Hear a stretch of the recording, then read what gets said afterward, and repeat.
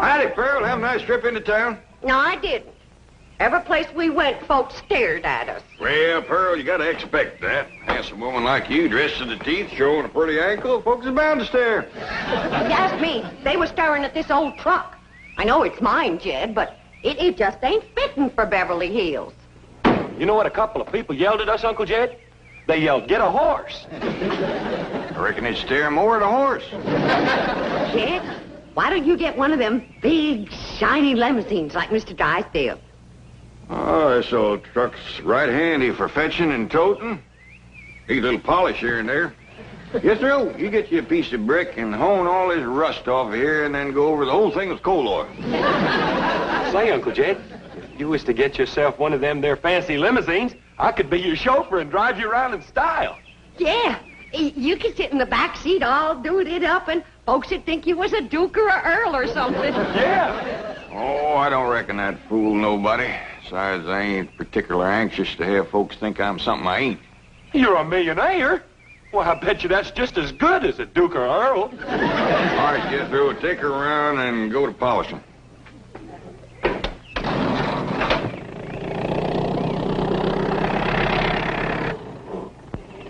You know, Jed, Mr. Drysdale could help you get into high society, and you could join one of those fancy clubs and go to stylish parties and get my picture in the paper.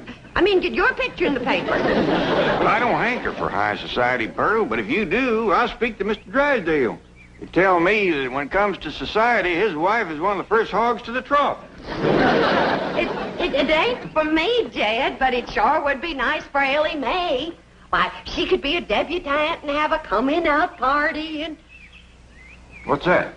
Yeah, it's a party where unmarried society girls meet unmarried society fellas. Why, Ellie Mae and me could get Ellie Mae could get a husband in no time. Jed, you got my butter churn patched up. Well, I ain't got it quite finished yet, Granny. Jed, do you have to do your chores out here in front where everyone can see you? Well, no, Pearl, but the light's better here, and these iron chairs here make good workbenches. But what'll the neighbors think with all this stuff out here? Pearl's right, Jed. It does look like we're showing off. Showing off? Oh, I bet there's not another family in Beverly Hills has a butter churn like that one. Paul, you got Granny's spin wheel fit? She's gonna show me how to make Lindsay onesie thread. Oh, how am I ever going to get this family in high society? What's that, Aunt Pearl? Well, society is where a bunch of high-class folks do a bunch of high-class things. Like what?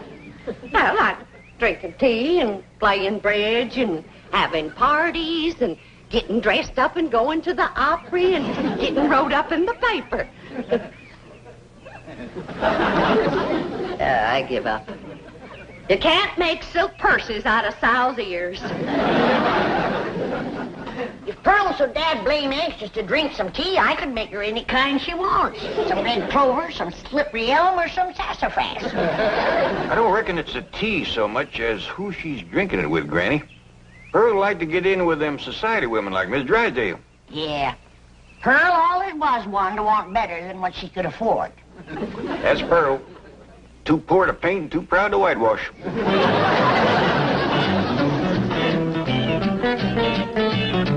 And while I'm sure that the bank examiners will find our fiscal situation to be sound, I am extremely anxious... Oh, Milburn! Miss Hathaway, do you know who's coming? Yes, the bank examiners. I'm sure they'll find your bank ever so tidy. Now, to important matters. I have just received this telegram from Priscilla Ralph Alden Smith Standish. She has consented to become our house guest. Oh, surely you're jesting. No! Well, Priscilla Ralph Alden Smith Standish is going to be staying at our house? Yes, indeed, Milburn. Well, who in blue blazes is she? Did you hear that? Milburn, how can you be so uninformed and run a bank? Well, I have you helping me, dear. Thank goodness. Mrs. Smith Standish is only the president of the Women's Federation for the Preservation and Perpetuation of the FFT of A. First family traditions of America. Well, bully for the FFT of A. But I'm expecting the SBE of C. State Bank Examiners of California. Thank you. Oh, wait, Milburn. Do I have your permission to put everything in readiness for the arrival of Mrs. Smith Standish? Oh, you have indeed. Good. I'll have the carpets moved out immediately. Fine. What? Margaret, come back here. Now, what were you saying about the carpets? I intend to rid our neighborhood of those uncouth, unsightly hillbillies before the arrival of our prestigious house guest.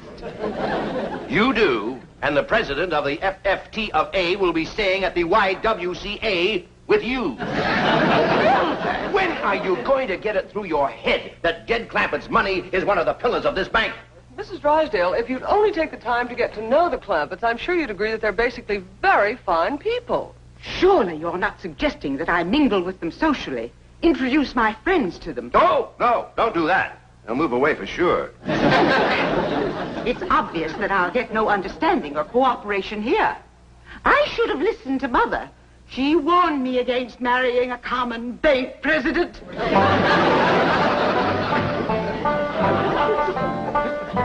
Well, we're good now, Granny. What room do you want me to put it in? Well, I reckon in the kitchen, Jed. And whilst I'm showing Ellie how to work it, I can watch my victuals cooking. All right, I got to do a little more fixing on the bobbin. I'll have that hot in a minute. It's hard to learn, Granny? Well, it's a mite tricky at first. But once you catch on to mixing the wool and the flax together, it comes easy. Don't you go to weaving and spinning in here. I just scrubbed and polished this floor, and I don't want no linsey-woolsey dust from that crazy old contraption messing it up. What do you mean, crazy old contraption? I mean that old thing. Now get it out of here. Well, should I put in the kitchen, Granny? You put that smack dab right in the middle of this room. Don't you dare. This floor is clean enough to eat off of. Good.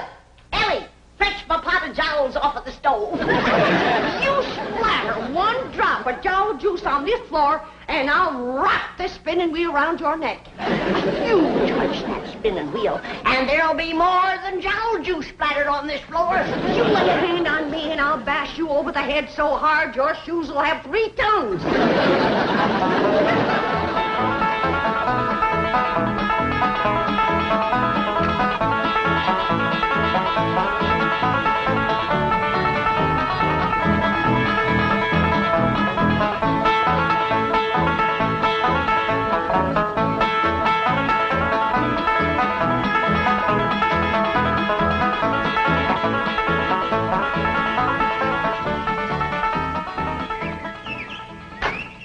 Drive on out to the airport and pick up Mrs. Smith Standish. I have some slum clearance work to perform. Well,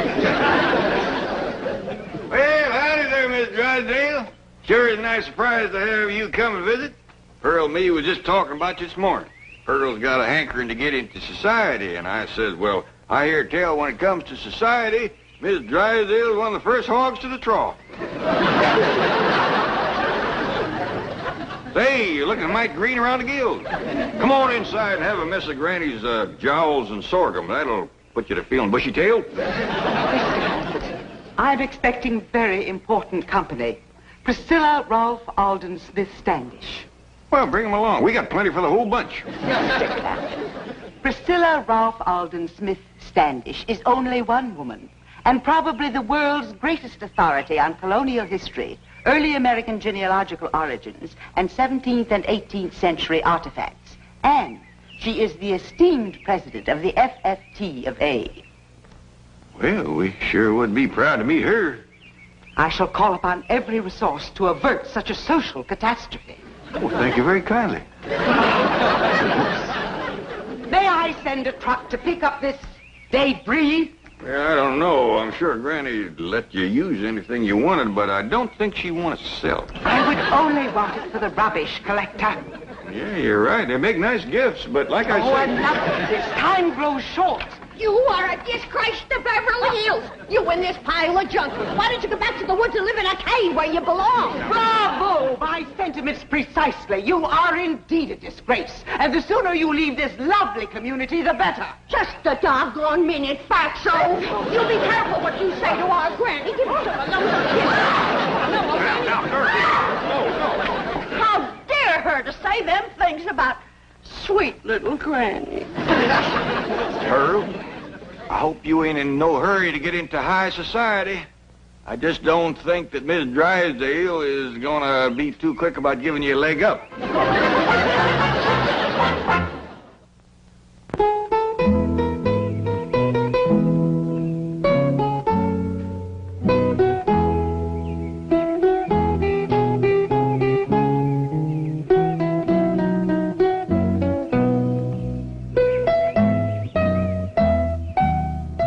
You say Mrs. Drysdale is here? Yes, ma'am. If it's all right, I'll take the bags on over to the house. Of course. Thank you.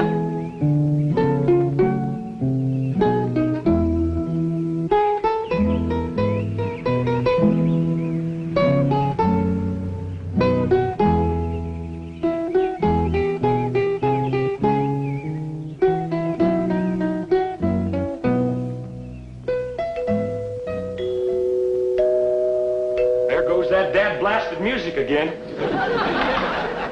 One of these days, I'm gonna tear out all these walls and find out where that music's coming from. They said it's a ghost playing that music.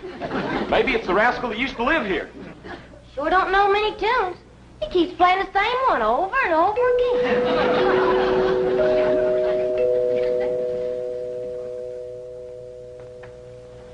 Jethro, why don't you ask your teacher over to Pot's school about that music? I'll do it, Uncle Jed.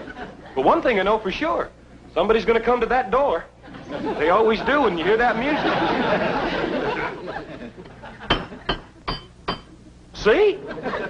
Sure had it pegged right. By the way, your mom wants you in the kitchen. Howdy, ma'am. Tell me, is this your loom out here? No, ma'am. That belongs to Granny. May I speak to her, please? You sure can. Come on in. I have reason to believe. Ah, what have we here? Well, that there's my daughter, Ellie Mae. Spinning wheel. Where did you get it? It's Granny's. She says it's been in her family a couple 100 years or better. I've got to meet Granny immediately. Oh, forgive me. I'm Mrs. Smith Standish. Well, howdy, ma'am. I'm Jed Clampett, and like I say, this here is my daughter, Ellie Mae. How do you do? Howdy. Granny's out in the kitchen churning butter. Why don't you run fetch her, Ellie Mae? Oh, no, please. Churning butter? You mean by hand? Oh, no, ma'am, with a churn. That's another thing that's been in her family a powerful long time. Take me to her, will you, please? I'd be pleasured, ma'am. Ain't no use, Granny. You can't get a polish on this pewter junk. The best you can, Pearl. How can a body set a decent table with this kind of stuff? Why, if we was to have company, we'd all be disgraced. How enchanting. A vignette from the past. Oh, don't move. What a picture. The homespun dress, the colonial dust cap, the churn, the pewter, the old coffee mill. Oh, it's a tableau from another century. Who do you reckon she is, Pearl? Dogged if I know. May I get some pictures? What kind of picture? Still pictures. She's a dad-blame revenuer. We got a trap. Well, now, hold on, Granny. Wait. Hey, you let her take your gun. Now we'll have to rush her bare-handed. I don't figure this lady is no revenuer. She's just powerful took with old thing. How long have you had this rifle? Well, my pa gave it to me. His pa gave it to him. I reckon his pa done the same. Marvelous. And the churn. How long have you had this? Granny, ain't that the churn that saved your great-great-granny from the Injuns? It sure is. Oh, tell me about it, would you?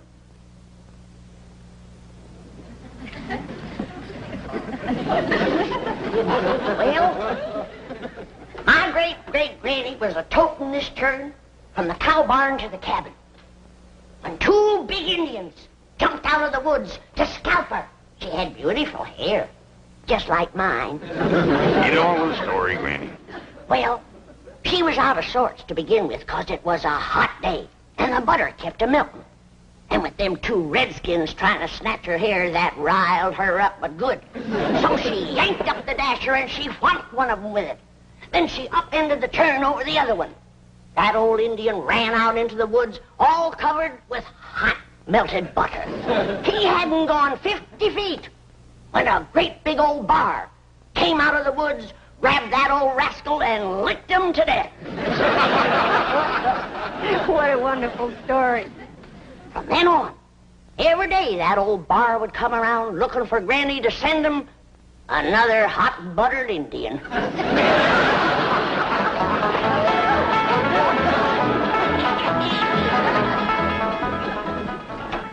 Milburn, do you know what that is? No, what is it? That is a hog jowl. Oh, well, thanks, dear, but I have other plans for lunch. I have just been pelted with those repulsive objects by your friends and our neighbors, the Clampetts. Milburn, this is the last straw.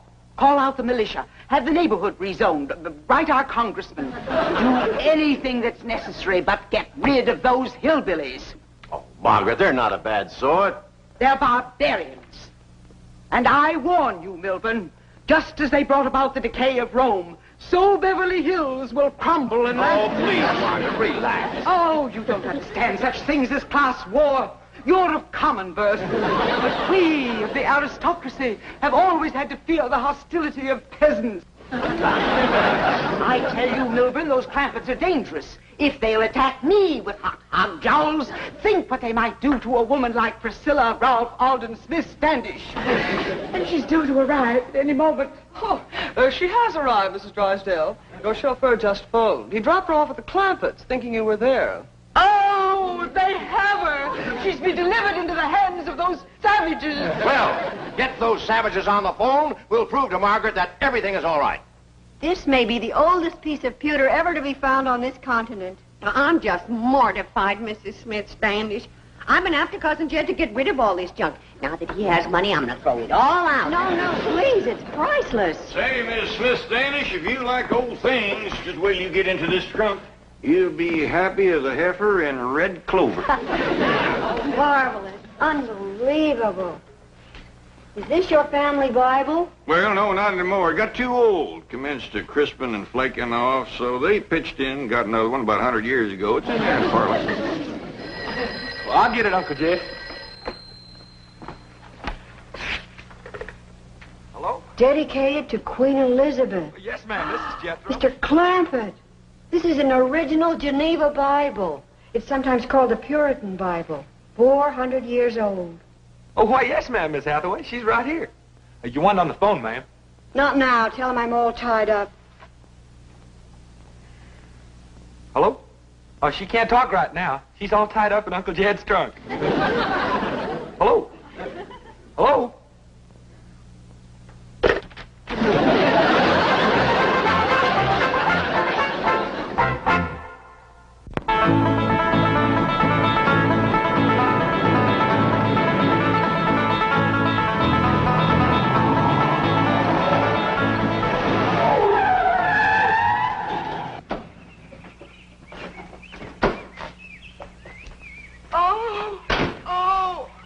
I thought the fresh air would revive her.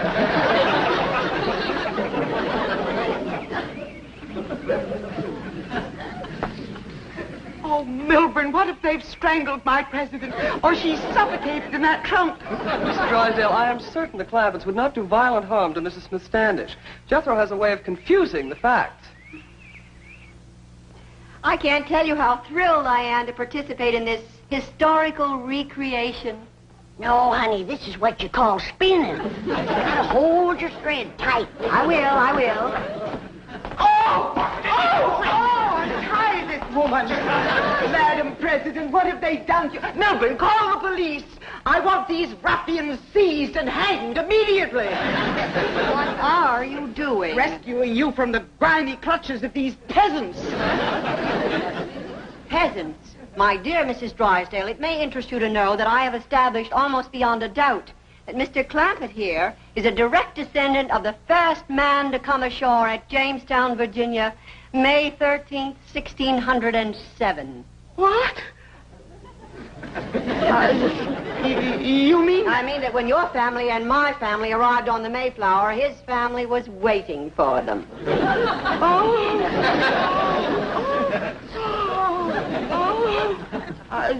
Mrs. Smith Standish, surely there must be some ghastly mistake. Perhaps you're in a state of shock from the way these people mistreated you. I've never been more hospitably treated in my life. I've dined on hog jowls, sorghum, homemade bread, fresh churned butter, served on pottery that might have been unearthed at Williamsburg. And I've eaten this delicious food with ancient pewter implements that would grace any museum.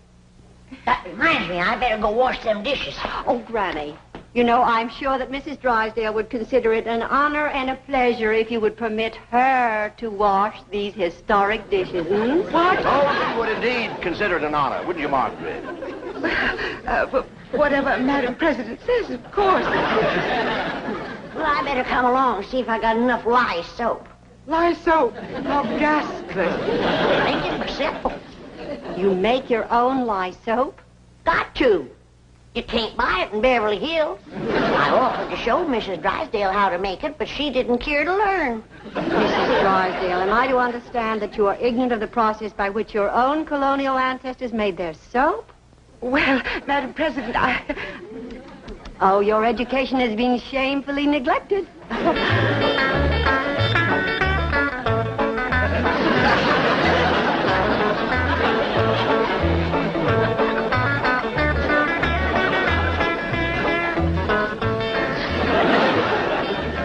It's about time to add some more lye and some possum renderings, Miss Drysdale.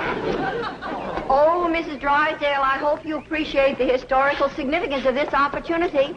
You are reenacting the making of soap just as it was done more than 300 years ago. Oh, yes, indeed, Madam President.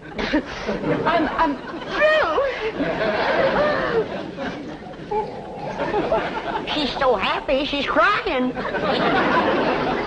I wouldn't have missed this for $1 million. Tax exempt. Oh, Chief, the bank examiners are waiting. Yes, I know. Oh, Mrs. Standish, don't forget you promised to let my wife wash dishes, too. Oh, I wouldn't think of depriving her of the thrill of handling those authentic colonial implements. And in the good old colonial way, no automatic dishwasher. Oh, heaven forbid. Mrs. Smith Standish, I have known you only a few brief minutes, but already you are one of my favorite people. We shall return. I've lost my coiffure, my mascara, and my manicure. Oh, best forget about them, honey. If they fell in that soap, they's dissolved by now.